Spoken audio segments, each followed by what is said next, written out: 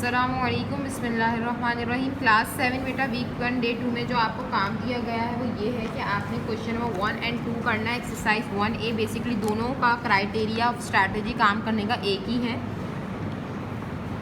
बात करते हैं क्वेश्चन नंबर 1 की। 108 identical books have a mass of 30 kg। बेटा क्योंकि हम जिस टॉपिक पे काम कर रहे हैं वो हमारा डायरेक्ट प्रोपोर्शन चल रहा है। आपको मैंने पिछले बैकग्राउंड में ही बताया भी है कि डायरेक्ट प्रोपोर्शन होता क्या है। अगर हम एक क्वांटिटी को इंक्रीज़ करेंगे तो दूसरी क्वांटिटी भी हमारी ऑलरेडी क्या होगी, इंक्रीज़ होगी।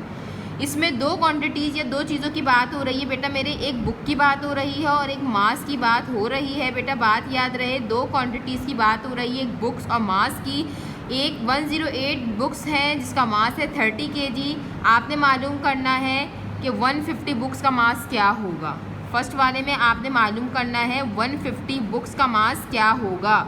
सेकंड वाले में आपने मालूम करना है the number of such books.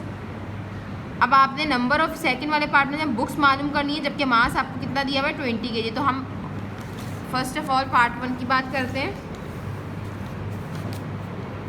Question number 1 का पार्ट 1 हम देख लेते हैं। बेटा याद रहे, मैंने आपको यूनिटरी मेथड से वाकिफ़ करवाया था। यूनिटरी मेथड क्या होता है? यूनिटरी मेथड हमारे पास आगे भी यूज़ होगा इंशाल्लाह। आप बड़ी क्लासेस में जाओगे या बड़े लेवल पे जाओगे तो यूनिटरी मेथड यूज़ होता है। यूनिटरी मेथड बेसिकली वर्ड से निकला है यूनिट से। यूनिट का मतलब ये होता है कि हम जब 1 की बात करें और किसी भी क्वांटिटी की 1 यूनिट की बात करें। फॉर सपोज़ यहाँ पर आपको दिया हुआ है, इसका करने का एक तरीका होता है कि जो चीज़ आपको गिवन होती है पहले तो आप वो लिख देते हो। यानी कि आपको क्या चीज़ पता है, यहाँ पर एक लाइन ऐड करती चलूँ। इससे पहले मैं एक लाइन ऐड कर दूँ यूनिटरी मेथड से पहले कि जो बेटा हमारे पास नंबर ऑफ बुक्स है, द नंबर ऑफ बुक्स, मैं अभी आपको ये बात बता देती हूँ। The number of books is directly proportional to the mass of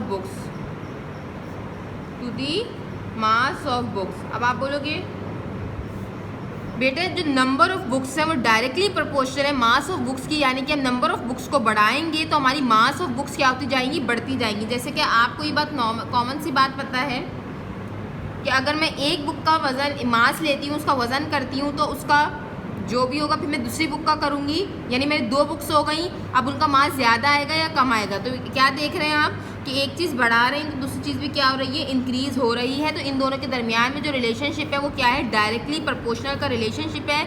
उसके बाद हम अपना काम करते हैं यूनिटरी मेथड पे। यूनिटरी मेथड हमारे पास ऐसा मेथड होता है जिसमें हम 1 यूनिट की बात करते हैं। तो सबसे पहले हम यहाँ पर लिखेंगे जो हमें गिवन है, यानी क्या गिवन है कि 108 बुक्स का मास है। 108 बुक का मास है यानी have a mass of 30 kg। ये आपको गिवन है, ये आपको पता है कि 108 बुक्स का मास कितना है, 30 kg है। आपने इसी में से 1 बुक का भी मास फाइंड करना है। कैसे? क्योंकि यूनिटरी मेथड पे काम कर रहे हैं। तो यूनिट बेसिकली 1 बुक का सबसे पहले हम सेकेंड स्टेप में यूनिटरी मेथड में सेकेंड स्टेप में हमेशा 1 यूनिट की बात करनी होती है। 1 book has a mass of.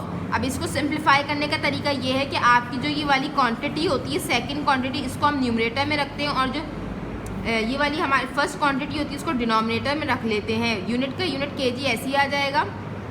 Third step में हमने करना क्या होता है, जो चीज़ आपसे पूछी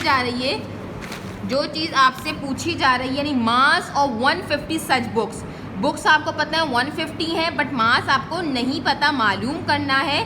तो आप क्या लिख दोगे, 150 बुक्स, हमें मालूम करना है 150 बुक्स का मास। तो 150 books have a mass of क्या करेंगे बेटा, ये बिल्कुल एज इट इज़ ऐसे उतार देंगे 30/108 और ये 150 वहाँ पर क्या हो जाएगा, इस पूरे फ्रैक्शन के साथ मल्टीप्लाई हो जाएगा। जो भी आपका आंसर आएगा वो किस में आएगा, kg में, क्योंकि kg हमारे पास मास की यूनिट है।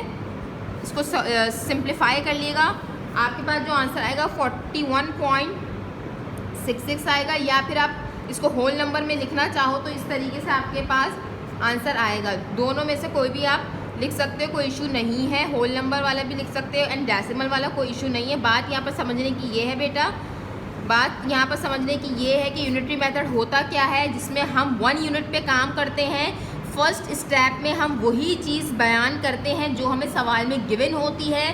सेकंड स्टेप में हम सिर्फ उस क्वांटिटी की जगह 1 शो कर देते हैं और बाकी हम अपने सेकंड क्वांटिटी को न्यूमरेटर में और फर्स्ट क्वांटिटी को डिनोमिनेटर में पुट कर देते हैं।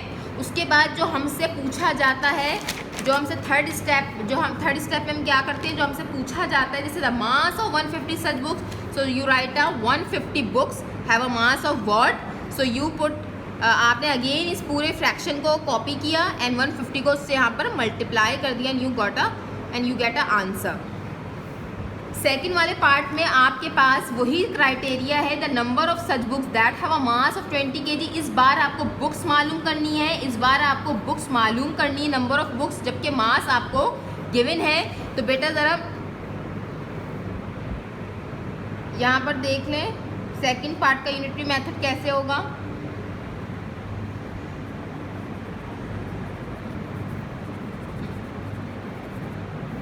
आपके पास तरीका बिल्कुल सेम है, लेकिन वर्डिंग इस बार आपकी चेंज हो जाएगी। क्या हो जाएगी बेटा, इस बार the number of books is directly proportional to the mass of books था। इस बार क्या हो जाएगा, द मास ऑफ बुक्स